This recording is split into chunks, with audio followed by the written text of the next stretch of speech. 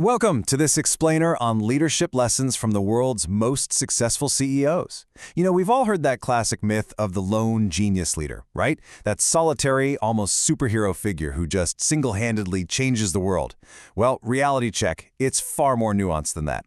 Today, we're diving deep into an incredible journey through distinct leadership archetypes, breaking down how the absolute most impactful executives actually operate behind the closed doors of boardrooms, and more importantly, how you can apply their proven strategies directly to your own career.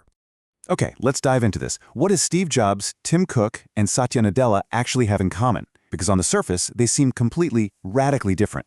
You've got a fiery product visionary, a highly meticulous supply chain operator, and a deeply empathetic culture builder. And yet, somehow, they all built literal trillion-dollar empires. So our goal today is to unravel the specific, hidden threads that bind these vastly different leaders together. Here's our roadmap for today. We'll be covering 1. The myth of one style.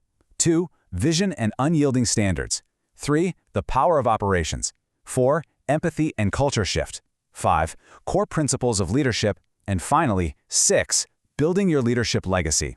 Let's get right to it. Starting off with Section 1, the myth of one style. Look, the absolute biggest mistake you can make is thinking you have to fit into one single specific mold to lead effectively. It's just not true. Great leadership actually requires this dynamic, almost messy mix of different human elements. You have to balance intellect, emotion, and instinct to truly navigate the complex business world. To really grasp this, we're going to look at a recurring anchor for our explainer today, the GLIMMS framework, which was developed by Sylvia Lafer. It perfectly illustrates how 3 specific elements absolutely have to work together. First, you've got the head. That's your strategic thinking and logic. Think of Nadella realizing Microsoft had to pivot to a cloud-first company. Then, the heart. That's all about empathy and genuine human connection. And finally, the gut, your raw instinct and the courage it takes to disrupt old organizational habits. When your head, heart, and gut finally align, bam! You experience a glimmer. A sudden moment of total clarity that guides you to make the smartest possible move. Moving right along to Section 2, Vision and Unyielding Standards. Now, we're pivoting to the high-octane visionary archetype, and naturally we have to start with the iconic Steve Jobs. Jobs was absolutely legendary for demanding impossibly high standards. He point-blank refused to accept mediocrity, relentlessly pushing his teams to elevate their work to the absolute maximum. And look, this wasn't just him being difficult for the sake of it. Actually, scratch that. It was a very deliberate, calculated strategy to build a globally recognizable premium brand. Jobs' core belief is that if you're going to take the time to make something, you have to push for pure excellence. You never, ever settle for just good enough. But how on earth do you sustain that level of intense focus without completely burning out? Well, rule number 1 straight from the Jobs playbook is this: don't do it for the money. Jobs firmly believed that genuine, deep-rooted passion has to be the driving force behind a leader's path, not the promise of a massive paycheck. Because think about it, if money is your only real motivator, you are eventually going to make compromises. It's passion that actually keeps you laser-focused on building something truly revolutionary. So how did Jobs actually execute on that incredibly high-standard vision? Simple, by hiring the absolute best. He went to extreme lengths to bring in true A-plus players. Why? Because A players simply will not tolerate B-grade work from anyone around them. It's like a chain reaction. When you surround yourself with top-tier talent, the overall standard just naturally rises, creating an environment where absolute excellence is literally the only acceptable outcome. But here's the thing. Being a true visionary isn't solely about demanding perfection. It is heavily about enablement. Take Jensen Huang, the CEO of NVIDIA. He puts it perfectly. That is the mission of leaders, to create the environment for others, right? To empower others to do their life's work. So visionary leadership fundamentally means nurturing a space where your team feels completely supported and deeply inspired to do the absolute most impactful work of their entire careers. Which brings us to Section 3, the power of operations. All right, now let's pivot sharply away from the visionaries and talk about the operators. Because executing flawlessly on reality can actually be just as valuable as inventing a brand new product category. And this brilliantly illustrates the contrast between Steve Jobs and his successor, Tim Cook.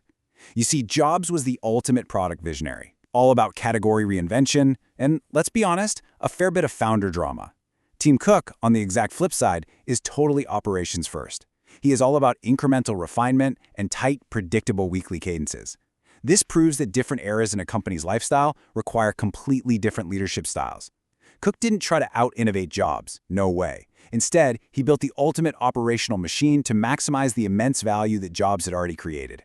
And just look at the mind-blowing result of that operational focus, a $3 trillion market cap. Trillion with a T. That's almost unfathomable. When Cook took over, Apple's revenue was hovering around $108 billion. By 2023, it skyrocketed to $383 billion. And he achieved this massive growth not by launching flashy new hardware categories every single year, but through boring operational precision. We're talking a tightly controlled supply chain, managing inventory down to literally less than a week, and a massive focus on recurring services revenue. Under Tim Cook, flawless execution itself became the core strategy. So the crucial point is, how do you actually apply this if you aren't running a behemoth like Apple? Well, here is Tim Cook's playbook specifically adapted for, say, 50 to 500 person companies. First up, install a weekly operational cadence early on. That means one standing meeting per function that people actually prepare for. Second, go deep with a few critical suppliers rather than spreading yourself way too thin across many. You want to make sure your vendors prioritize you. And third, really own that recurring revenue growth story that's probably sitting right underneath your existing core products.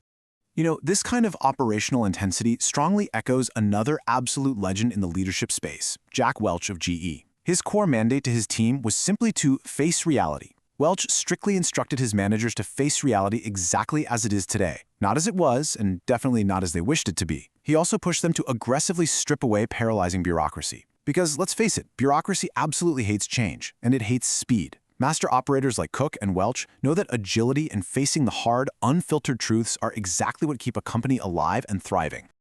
Let's move right into Section 4, Empathy and Culture Shift. We're now shifting gears to the empathizers pillar. Let's move to and see how this builds directly on the heart aspect of the Glimmers framework we talked about earlier. Listen, empathy is not just some soft feel-good skill. It is a massive, tangible, strategic advantage. Just look at Microsoft.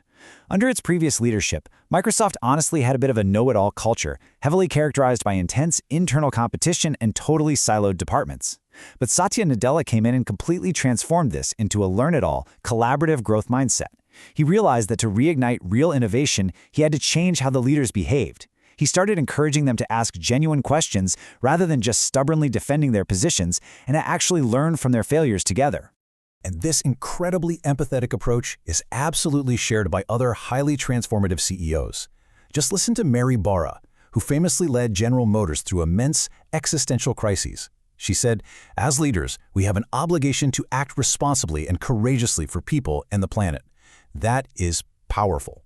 Empathetic leadership fundamentally means empowering your workplace, taking absolute accountability, and deeply recognizing that your daily business decisions have profound long-term effects on the communities all around you. All right, stepping into Section 5, Core Principles of Leadership.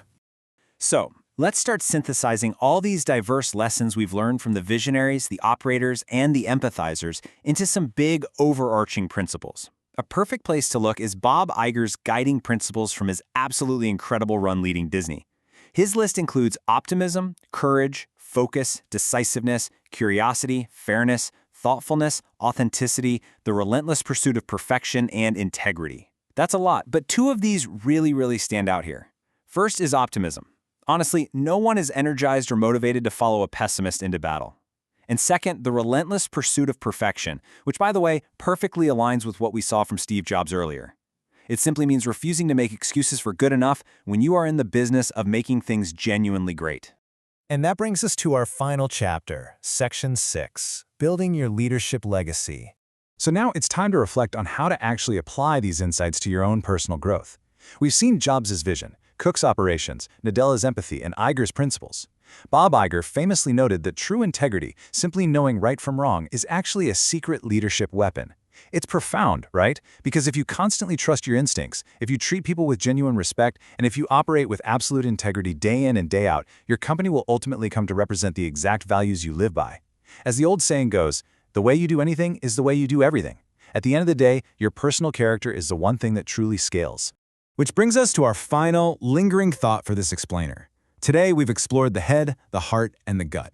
We've seen exactly how visionary perfectionism, hardcore operational rigor, and sweeping empathetic culture shifts can create massive, world-changing human impact. So here's my question for you. Which of these pillars will you use to build your own leadership legacy? Take these incredibly hard-earned lessons from the world's most successful CEOs, find the unique mix that perfectly suits your authentic self, and start building. Thanks for joining me today.